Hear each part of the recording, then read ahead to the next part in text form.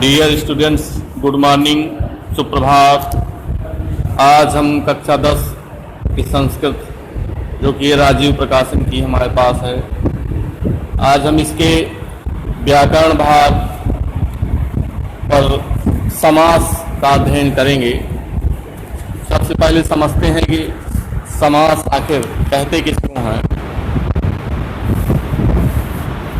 समास का अर्थ होता है संक्षेपीकरण। समास शब्द सम उपसर्ग पूर्वक अस धातु के योग से बना है। सम इसका अर्थ होता है अच्छी प्रकार से, भली भांति और आसमाने बैठाना, रखना, यानी दो या दो से अधिक पदों को इस प्रकार से उनको समीप में रख देना, उनकी विभक्तियों का लोप करके, उनकी विभक्तियों को हटा करके इस प्रकार से उनको समीप में रख देना कि उनके आकार में कमी हो जाए और अर्थ भी पूरा का पूरा निकल आए, उसे समास कहते हैं। तो जिस प्रकार से जैसे कहा गया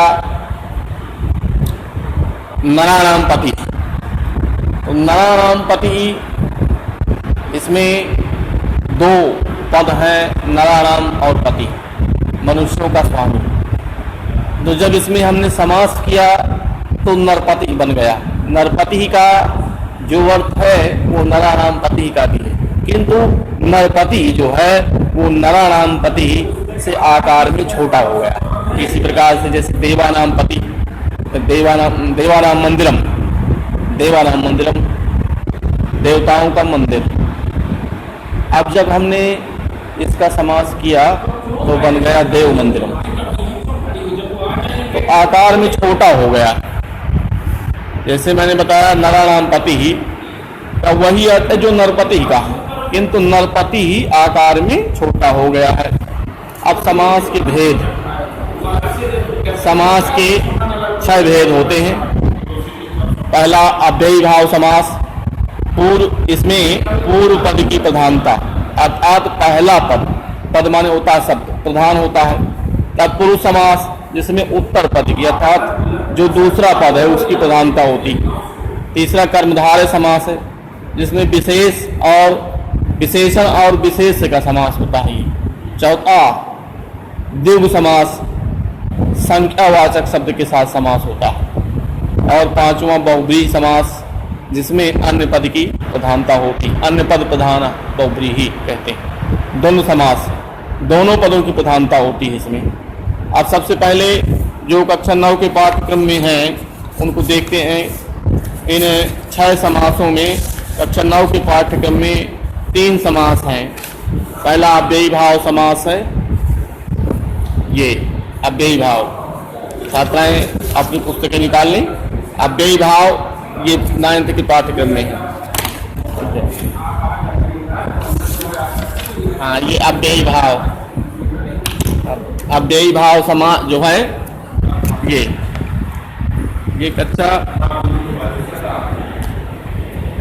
9 के पाठ्यक्रम में है अव्ययी भाव,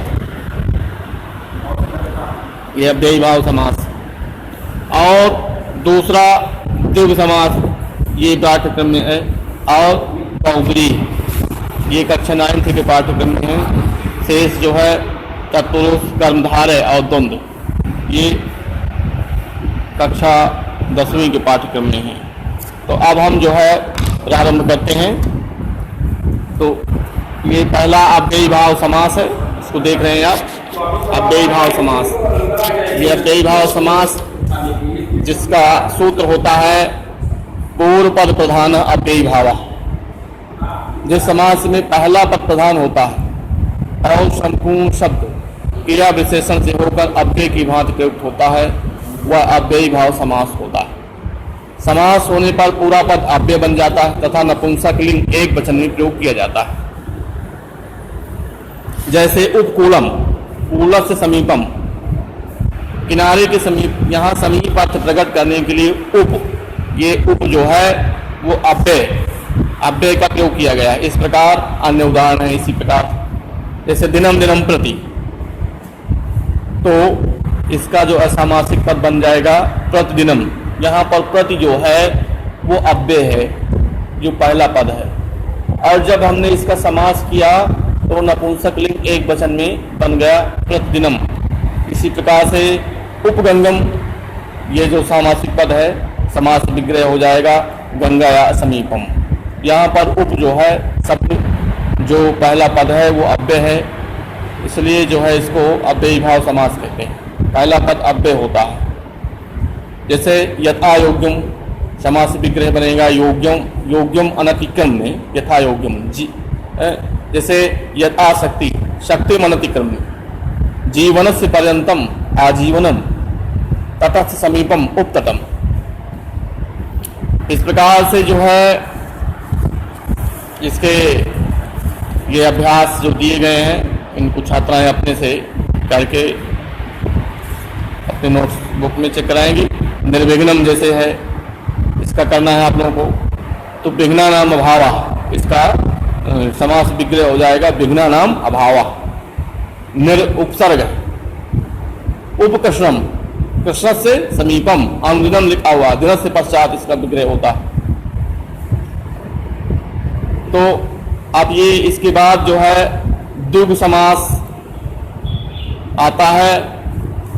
जिस द्विगु समास का सूत्र होता है संख्या पूर्वो द्विगु, अर्थात जिस समास में पूर्व पद संख्यावाची हो वह द्विगु समास कहलाता है।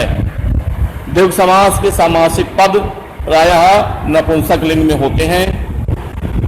जैसे त्रिभुवनम शब्द है, त्रयाणाम भुवनानाम समाहारा, पंचगौम है, पंचानाम गवानाम समाहारा, चतुर्फलम चतुर्णाम फलानाम समाहारा, सप्ताध्यायी सप्तानाम अध्यायनाम समाहारा, यानी 7 अध्यायों का समूह।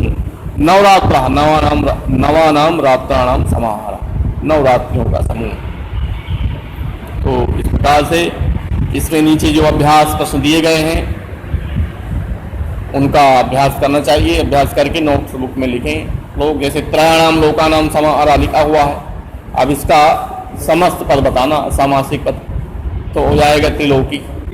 शतानाम अब्दानाम समाहारा, शताब्दी हो जाएगा। अष्टानाम अध्यायनाम समाहारा, अष्टाध्यायी हो जाएगा। त्रयाणाम फलानाम समाहारा, त्रिफला हो जाएगा। इसी प्रकार अपने उदाहरण भी छात्राएं समझ लें। धन्यवाद।